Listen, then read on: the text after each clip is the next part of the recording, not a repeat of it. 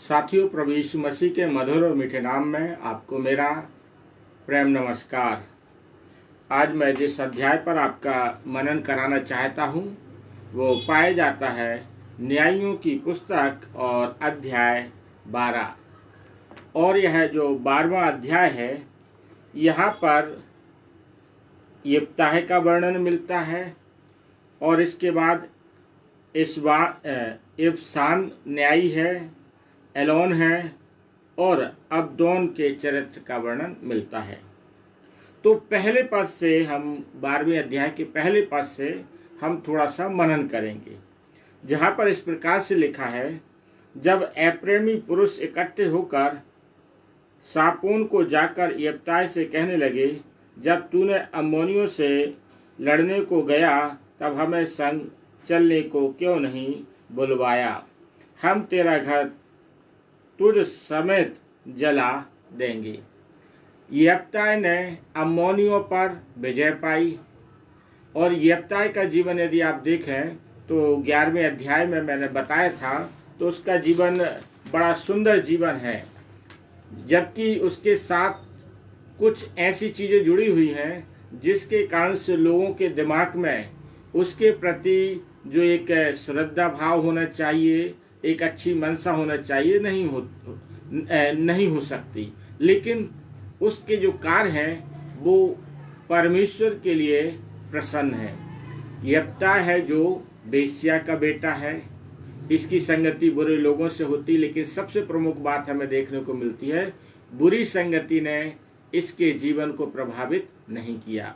फिर 11वें अध्याय में हम दूसरी बात को देखते हैं कि जो उसके अपने लोग हैं, जो उससे लड़ना चाहते, अम्मोनी हैं, जो लूत वंशी हैं, वो उन्हें समझाना चाहता, भाई हम लड़ना नहीं चाहते, लेकिन वो नहीं समझते हैं।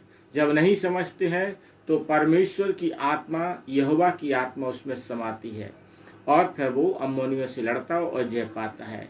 और इसके बाद जो 11वें ही अध्याय के अंतिम जो उसका भाग है, उसमें हमें देखने को मिलता है कि यिप्ताह ने कैसे मानी हुई मन्नत को पूरी की और उसकी बेटी ने उस मन्नत को पूरा मानने में सहायता की। अब 12वें जब अध्याय में हम आते हैं तो यहाँ पर एप्रेमी लोग उसके पास आते हैं और उससे बोलते हैं कि जब तूने अम्मोनियों पर चढ़ाई की तो हमें क्यों नहीं बुलाया। तो उसी प्रकार से हम कई बार अपने कलीसियाओं में, समाज में घटना देखते हैं कि कोई व्यक्ति, एक ये उदाहरण है, ठीक है ना, कि कोई व्यक्ति जब अपने बेटा या बेटी के लिए समाज के हर व्यक्ति से बोलता रहता, मेरे बेटे के लिए बेटी देखिए और बेटी के लिए कोई बेटा देखिए, हमें अपने बच्चों की शादी करना है।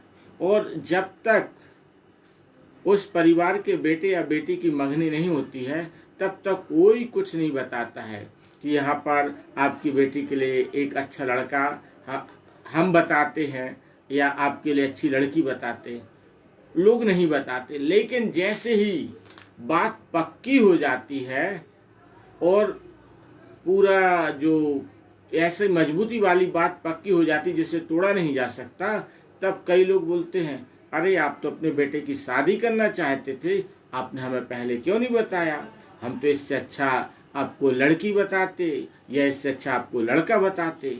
तो ये सारी चीज़ें हो जाने के बाद कुछ लोग ऐसे होते हैं, फिर क्या करते हैं, समस्याएं उत्पन्न करते हैं।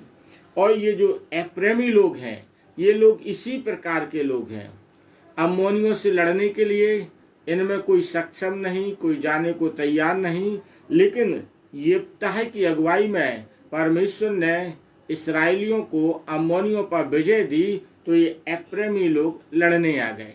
और एप्रेमियों का जो इतिहास यदि आप देखेंगे कि ये 12वें अध्याय के लिए में लड़ने नहीं आए हैं, ये यिप्ताह से। यदि आप अध्याय 8 देखेंगे न्यायियों का ही, तो न्यायियों के 8 अध्याय में जब गिदोन ने मिद्यानियों के विरुद्ध में उसने युद्ध किया और विजय हासिल की, तो 8वें अध्याय में लिखा है कि तब पहले ही पद में, तब एप्रेमी पुरुषों ने गिदोन से कहा, तूने हमारे साथ ऐसा बर्ताव क्यों किया कि जब तू मिद्यान से लड़ने को चला तब हमको नहीं बुलवाया। अतः उन्होंने उससे बड़ा झगड़ा किया। उसने उनसे, ये अप्रेमी लोगों का एक स्वभाव है। 8वें अध्याय पे ये गिदोन से लड़ने पहुंच गए थे और ये 12वें अध्याय में ये यिप्ताह से लड़ रहे थे। तो ये झगड़ा करने लगे। ये वैसे लोग हैं जिसे हम इस बात को समझ सकते हैं, कलीसिया में भी कई लोग इसी प्रकार के होते हैं कि कलीसिया जब कोई योजना बनाती है, कलीसिया जब इस बात को चाहती है कि कलीसिया के कुछ कार्य किए जाएं, तब तक तो लोग शांत बैठे रहते हैं, ठीक है ना, बल्कि जो कार्य किए जाना है उसमें नकारात्मक सोच रखते हैं और साथ नहीं देते, ना मदद करते, कुछ नहीं करते। लेकिन जैसे ही कार्य समाप्ति पर होता है या जैसे ही कार्य हो जाता है, तब वो कहने लगते, हम मुझे पहले क्यों नहीं बताया, हमें पहले क्यों नहीं बताया। इस प्रकार के प्रश्न करके क्या करते हैं, झगड़ने लगते हैं। लेकिन जो एप्रेमी लोग हैं, अध्याय 8 में गिदोन ने बहुत अच्छी रीति से नम्र दीन होकर समझा दिया कि आप लोग तो सूरवीर लोग हैं, आप लोग सक्षम लोग हैं, आपके बराबर हम कुछ नहीं हैं, ठीक है ना। तो जो एप्रेमी लोग हैं उनका सीना चौड़ा हो गया और फिर वो समझ गए कि चलो ठीक है बात, कि सारा श्रेय एप्रेमी लोगों ने ले लिया, वो अपनी बढ़ाई उन्होंने ले ली। लेकिन 12वें अध्याय में गिदोन के समय में तो वो अपना वर्चस्व बताने में, अपना प्रभाव जताने में सक्षम हो गए। लेकिन अध्याय 12 में यिप्ताह के समय में उनकी ये बात नहीं चली।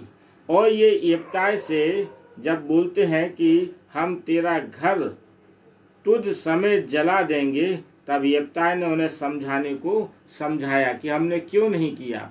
तो समझाता है कि हमारा अम्मोनियों से और झगड़ा हुआ था, आपकी मदद मांगी थी, आप लोगों ने नहीं किया, ठीक है ना। लेकिन ये फिर भी एप्रेमी लोग अब धोखे में हैं, क्योंकि इनका पहले का गिदोन के साथ का जो अनुभव था वो ये था कि गिदोन ने इनकी सामर्थ्य को, इनका लोहा माना था, इनकी सक्षमता को स्वीकार किया था। लेकिन जब ये 12वें पद में आए और ये यिप्ताह से इस बात की अपेक्षा करने लगे, तो यिप्ताह ने गिदोन के समान इनके साथ व्यवहार नहीं किया। यिप्ताह सूरवीर व्यक्ति था और फिर उसने इनको सबक सिखाने का फैसला लिया।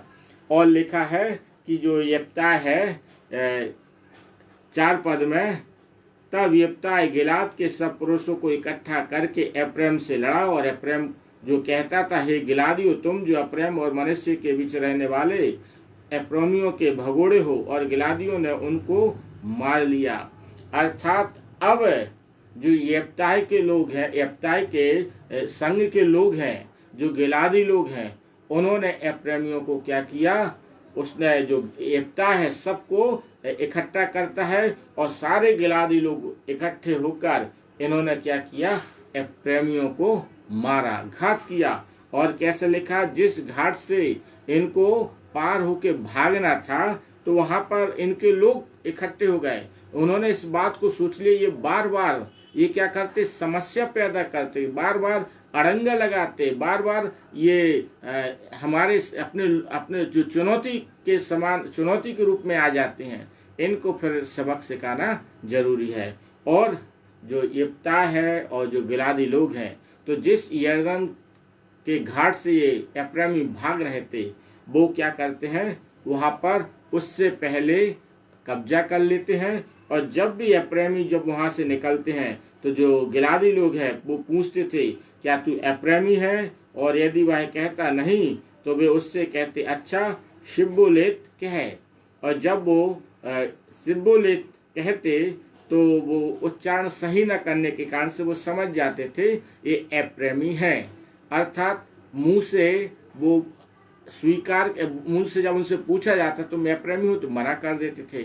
लेकिन जब उनसे एक शिब्बोलेत शब्द बुलवाया जाता था, उसका उच्चारण वो शिब्बोलेत बोलते थे, तो जिसके कारण से वो समझ जाती है एप्रेमी है। अर्थात बाइबल में जैसे प्रभु यीशु मसीह ने कहा, तेरी बोली तेरा भेद खोल देती है। और यहाँ पर एप्रैमियों का भेद खुल जाता था सही शब्द का उच्चारण नहीं करने के कारण से। और गिलादी लोगों ने फिर यर्दन के घाट पर जो एप्रैमी लोग थे 42,000 एप्रैमियों को मारा। तो इस चीज को कलीसिया के लोगों को समझने की आवश्यकता है, और विशेष रूप से उन लोगों को समझने की आवश्यकता है जो करते धरते कुछ नहीं है, और जो करने वाले लोगों के बीच करने वाले जो लोग होते हैं उनके लिए जो बाधा उत्पन्न करते हैं, उनके बीच में जो हमेशा बार बार चुनौती रख देते हैं और उनको बार बार नीचा दिखाने का प्रयास करते हैं, अपमानित करते हैं। तो कलीसिया भी हमेशा नहीं सहेगी। जैसे इस्राएलियों ने, गिदोन ने तो एप्रैमी लोगों को झेल लिया, सहन कर लिया और इस बात को कह देते चलो तुम बड़े हो हम छोटे हैं, और उनको उनके सामने अपने आप को छोटा बना के मैटर को समाप्त कर दिया। लेकिन 12वें अध्याय में यिप्तयाह है बड़ी मजबूती के साथ, तुम मेरा घर जलाने आए हो, मुझे नष्ट करने आए हो। और यिप्तयाह गिलाद के सारे लोगों को इकट्ठा करके एप्रैम के 42,000 लोगों को मारता है। एप्रैम कोई बाहरी लोग नहीं थे, अपने लोग थे। कलीसियाओं में भी समस्या बाहर के लोग नहीं करते हैं। हमारी कलीसियाओं में समस्याएं जो पैदा होती हैं बाहर के लोगों से कम होती हैं, और जो समस्याएं पैदा करने वाले लोग होते हैं वो हमारी कलीसिया में अपने मसीही लोग होते हैं। तो याद रखिए, प्रभु हमेशा क्षमा नहीं करता रहेगा, और ना ही कलीसिया के कई लोग जो प्रभु के कार्य को आगे बढ़ा रहे हैं तो हमेशा झेलते नहीं रहेंगे। आपको ज़्यादा नुक्ताचीनी करेंगे कलीसिया में, कलीसिया को आगे बढ़ने में व्यवधान उत्पन्न करेंगे, नकारात्मक बातों को लेके चलेंगे, पास्टर की आलोचना करेंगे, मंडली के चल रहे कार्यों की आलोचना करेंगे। तो आपके हाथ में आपकी इज्जत है। या तो कलीसिया को आगे बढ़ाने में आप सहयोग कीजिए और उनके साथ हो लीजिए, और यदि ज़्यादा नुक्ताचीनी करेंगे, आलोचना करेंगे, तो एक समय वो आएगा कि कलीसिया में ऐसे भी लोग पाए जाते हैं, फिर आप वो भूल जाएंगे आप कितने प्रतिष्ठित लोग हैं, आपने कलीसिया में कितना दान दिया है, आपने कलीसिया में क्या योगदान किया है, क्या नहीं किया। सारी बातों को भूलकर किनारे लगा दिया जाता है। ऐसे कई कलीसियाओं में आपको देखने को मिलेगा जो लोग रोते रहते, हम तो इस कलीसिया के फाउंडर मेंबर थे, हम तो इस कलीसिया में सबसे ज़्यादा दान देने वाले व्यक्ति थे, इस कलीसिया के सबसे ज़्यादा कार्यों को आगे बढ़ाने वाले लोग थे। बस गाना गाते रहेंगे और व्यवधान पैदा करने पर आपको भी किनारे लगा दिया जाएगा। तो हमें इस बात को समझना है, प्रभु के कार्य में बढ़ने में सहयोग करना है। और यहाँ पर एप्रैमियों का ये स्वभाव हमें देखने को मिलता कि जब भी इस्राएलियों की अन्य जातियों से लड़ाई होती, सहयोग करते नहीं हैं और क्या करते हैं, अपने ही लोगों पर उनके सिर पर बैठकर नाचना चाहते, उनके सिर पर बैठकर उनको नुकसान पहुंचाना चाहते। तो ये हमारी कलीसियाओं में यदि एप्रैमी जैसे स्वभाव के लोग पाए जाते हैं तो हमें सुधार करने की आवश्यकता है। नहीं तो कलीसिया में ऐसे अगुवे भी होते हैं जो फिर आपका सुधार कर देंगे, कलीसिया से ही आउट कर दिया जाता है। बहुत सी चीज़ें होती हैं। तो ये एक प्रकार से उदाहरण है। इसके बाद 7वें पद में इसमें लिखा है कि यिप्तयाह के समय में 6 वर्ष तक इस्राएल का वह न्याय करता रहा और फिर वह मर गया। इसके बाद वो एक न्यायी रहा। इसके बाद जो इसमें इसी अध्याय में जो एक और न्यायी मिलता है वो इबसान है, जो 8वें पद में लिखा है, बेथलेहम का निवासी इबसान इस्राएल का न्याय करने लगा। उसके कितने बेटे लिखे? 30 बेटे हुए। उसने अपनी 30 बेटियों का बाहर विवाह कर दिया और बाहर से अपने बेटों का विवाह करके 30 बहुएं ले आया, और इसने इस्राएल का 7 वर्ष तक न्याय किया। इसके बाद वो मर गया। अर्थात यह यहाँ पर ज़्यादा चीज़ें नहीं लिखी हैं, केवल पद 8, 9 और 10 3 पद में इब्सान की कहानी प्रारंभ हुई और समाप्त हो गई। क्यों? शांतिपूर्वक प्रभु के साथ चले तो शांतिपूर्वक प्रभु ने आशीषित किया। 30 बेटे और 30 बेटियां इसके पास हुई, तो ये एक आशीष का प्रतीक है। जब परमेश्वर के साथ आप शांतिपूर्वक चलोगे तो परमेश्वर आपको शांतिपूर्वक आशीषित करता रहेगा।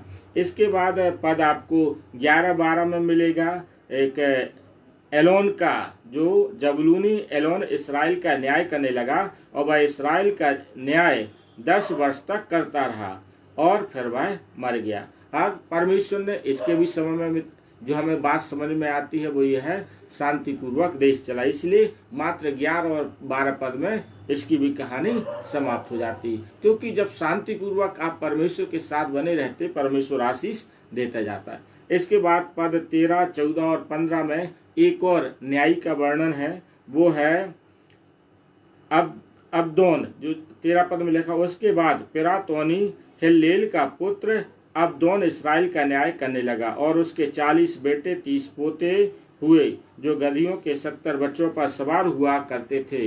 वह 8 वर्ष तक इस्राएल का न्याय करता रहा। अर्थात इसके भी समय में भी हमें देखने को मिलता है जो अब्दोनी है कि ये उसके समय में शांति बनी रही और परमेश्वर ने इन्हें आशीषित किया।